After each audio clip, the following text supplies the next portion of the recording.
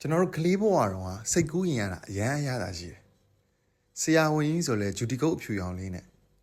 ပိုင်းလောင်ဆိုလဲလေးမယ်လေးတွေနဲ့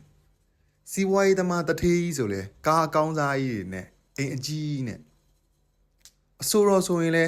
မီးအောင်ဆုံးစင်ကြီးပေါ်မှာလက်ကုပ်တန်တွေတဖြောင်းဖြောင်းနဲ့ကင်မရာမီးတွေတစ်ဖြက်ဖြက်နဲ့ပါရင်းဂျာတိုင်းစော့ရင်တော့မှကိုကြိုက်တဲ့အရာကိုရွေးလို့ရတယ်။လူဆိုးတွေကိုလည်းအပီကျုံးတာကိုခံရတယ်ဆိုတိတ်မရှိ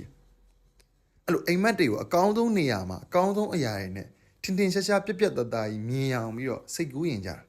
။တနေ့ငါအဲ့လိုဖြစ်ရမယ်ဆိုတာမျိုးမဟုတ်ဘူး။ငါဖြစ်လာမယ့်အနာဂတ်ကြီးကိုလှမ်းကြည့်နေရတယ်လို့မျိုးကြီးတက်တက်ကြွကြွကြီးကိုစိတ်ကူးရင်ရတာ။အိမ်မက်တွေကဈေးကြီးလိုက်တာမဖြစ်နိုင်ပါဘူးကွာလို့ဘယ်သူမှမတွေးဘူး။ပြောမဲ့သူလည်းမရှိဘူး။အဲ့ဒီစိတ်ကူးလေးတွေမင်းမိန်သွားစေရတဲ့တရက်ခံကတော့လောကဓာတ်ပါပဲ။အရွယ်ရောက်လာလို့လောကကြီးနဲ့နဖူးတွေဒူးတွေလည်းတွေ့ရောအထုခံအထောင်းခံရနဲ့စိတ်ကူးလေးတွေကိုမေ့ကုန်ကြတယ်လက်လျှော့လိုက်ကြတယ်သူလိုကိုလိုပဲတော်ပါပြီဆိုတဲ့အတွေးတွေကအိမ်မက်တွေကိုလွတ်လပ်စွာစက်မှတ်ခွင့်မပေးတော့ကျွန်တော်တို့ကလေးတွေလိုပြန်စိတ်ကူးရင်နိုင်မှုလိုတယ်ကိုယ့်အိမ်မက်တွေကိုပြန်ယုံကြည်ဖို့လိုတယ်သူများထင်မှမြင်မှဝေဖန်မှတွေကိုဂရုမစိုက်ဖို့လိုတယ်ငယ်ရတဲ့တာတဲ့အတွေ့အကြုံတွေကိုမှရှိနေပြီဆိုတော့မမေ့ကြနဲ့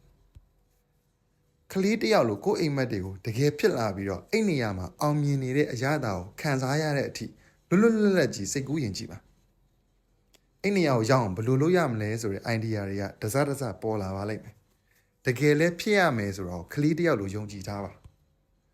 လောကဓာတ်ကကလေးတွေရဲ့စိတ်ကူးတွေကိုဘာလို့ထိန်းချုပ်လို့မရဘူးလဲဆိုရင်